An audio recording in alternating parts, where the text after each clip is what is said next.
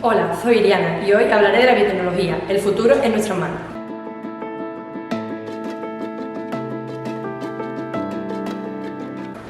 Nos adentraremos en un viaje fascinante al mundo de la biotecnología, una ciencia que está revolucionando nuestra forma de entender la vida y de resolver los desafíos más apremiantes de la humanidad.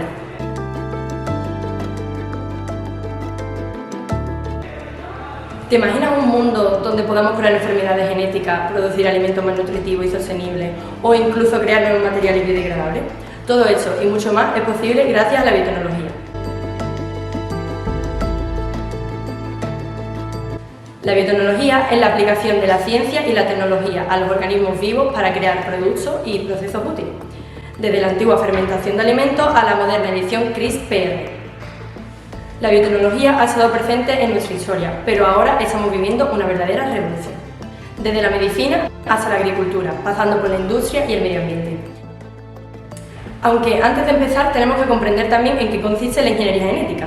Esto no es más que la manipulación y modificación de los genes de un organismo alterando, eliminando o insertando material genético en su genoma. En este vídeo voy a abordar ese conjunto de técnicas que permiten introducir material genético foráneo en el interior de la célula. Esto es la tecnología del ADN recombinante o con exploración génica. Esa nomenclatura de ADN recombinante se explica mediante la obtención de segmentos de ADN combinados que no se encuentran juntos de manera natural. Desde hace tiempo se sabe que la transferencia de material genético entre células se produce en la naturaleza, proceso denominado transformación. Pero para que sea operativo debe ocurrir entre bacterias de la misma especie.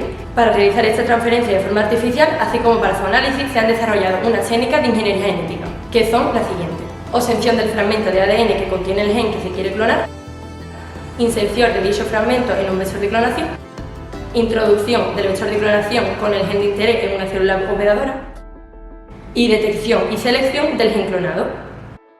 Pero, ¿qué se hace en los laboratorios para reproducir procesos biológicamente naturales? Vamos a analizarlo. Empezaré hablando de la fragmentación del ADN. El ADN de cualquier organismo puede ser cortado en fragmentos lo suficientemente cortos para ser analizados y manipulados, gracias a las enzimas de restricción o resistasa. Estas enzimas son endonucleasas presentes en muchas bacterias y que tienen la propiedad de cortar el ADN extraño que penetra en ellas. Lo cortan por sitios específicos, dentro de la secuencia de reconocimiento, formada por 4 pares de bases, que en la bacteria original están protegidas por metilación de algunas bases. Estas enzimas, que actúan como auténticas tijeras biológicas, cortan el ADN de forma que en cada extremo queda un trozo de hebra monocatenaria, formado por las bases de las secuencias de reconocimiento, aunque no todas las enzimas cortan de esa misma manera. Por último, los fragmentos obtenidos se pueden separar por tamaño, según el número de pares de nucleótidos que llevan, mediante electroforesis sobre gel. Con esta técnica, la mezcla de fragmentos de ADN se mueven sobre un gel, en el que hay un campo eléctrico, de manera que los fragmentos más grandes se mueven más lentamente. Posteriormente se cortan las bandas de gel y se ponen en distintas soluciones, consiguiendo así la separación de los distintos fragmentos. Aunque, ¿por qué los fragmentos más grandes se mueven más lentamente? Esto es debido a causa de la carga de los ácidos nucleicos, ADN y ARN, que se han cargado de forma negativa, debido a su esqueleto de grupo fosfato. Veamos esta molécula. Es un nucleótido. Diferenciamos la base nitrogenada, el grupo fosfato y la partícula glucídica. Si nos centramos en el grupo fosfato, podemos comprender su carga negativa, debido a la naturaleza de sus enlaces químicos y a la distribución de electrones dentro de la molécula. Un grupo fosfato contiene un átomo de fósforo central rodeado por 4 átomos de oxígeno, elementos muy electronegativos, lo que significa que tiene una fuerte tendencia a atraer electrones a sí mismo. Debido a esta alta electronegatividad, los átomos de oxígeno del grupo fosfato atraen los electrones compartidos en los enlaces covalentes por el fósforo. Eso provocará el desplazamiento a través de la matriz desde el ánodo, polo negativo, al cátodo, polo positivo. Ahora que hemos comprendido cómo afecta el campo magnético a la molécula de ADN, veamos por qué unas viajarán con una mayor aceleración a través de la matriz. Al desplazarse, las moléculas de ADN son sometidas a 2 fuerzas de acción opuestas, que determinan la velocidad de la partícula. La primera, la fuerza eléctrica, que atrae al electrón. Según la segunda ley de Newton, a mayor fuerza, mayor aceleración. La fuerza eléctrica le impone una aceleración directamente proporcional porque a mayor carga, mayor atracción. En segundo lugar, la fuerza de rozamiento, que se opone a la migración con una intensidad que depende del tamaño y forma de partícula y del medio, como la viscosidad.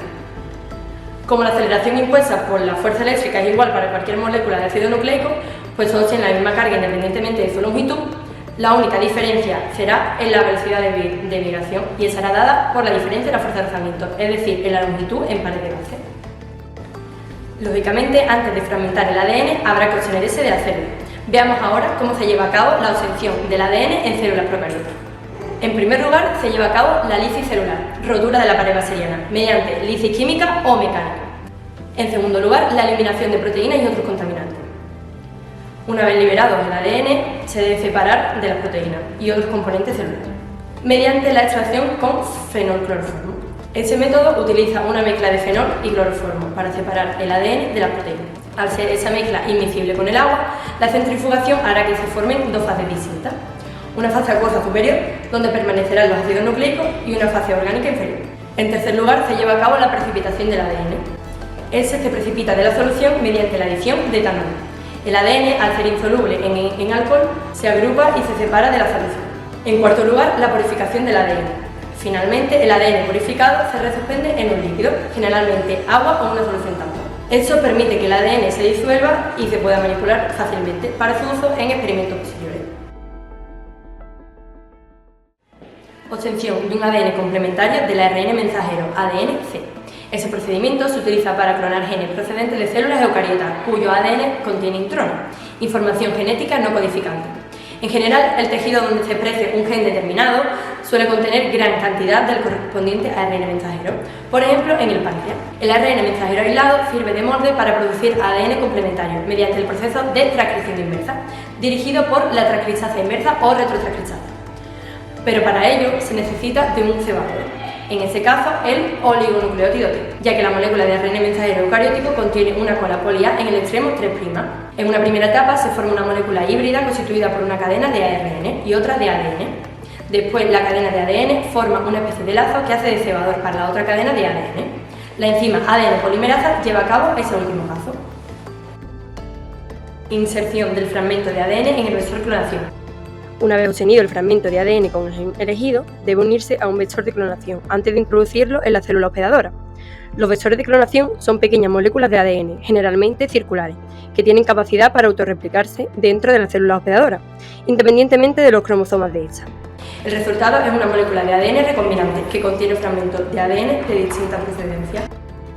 Introducción del ADN recombinante en células hospedadoras. Una vez obtenida la molécula de ADN recombinante, es necesario introducirla en una célula hospedadora para que se replique dando nuevas copias y para que el gen de interés pueda expresarse y producir proteínas. E. coli es el organismo más utilizado con ese fin, pero incluso con las mejores técnicas, solo un pequeño número de bacterias capta realmente el ADN. Por esa razón es necesario disponer de algún método para seleccionar las células que se han transformado. Lo que se suele hacer es marcar selectivamente los vectores cruzados, es decir, añadirle genes que le proporcionen características fácilmente identificables. Por ejemplo, genes que les den resistencia a alguno o más antibióticos y que les capacita para crecer en un medio con dicho antibiótico. Imaginémonos un tubo de ensayo que contiene una solución con bacterias E. coli, donde vamos a poner los plámidos con el gen de interés que queremos que la bacteria capte y replique. Cultivamos las bacterias en una placa con nutrientes.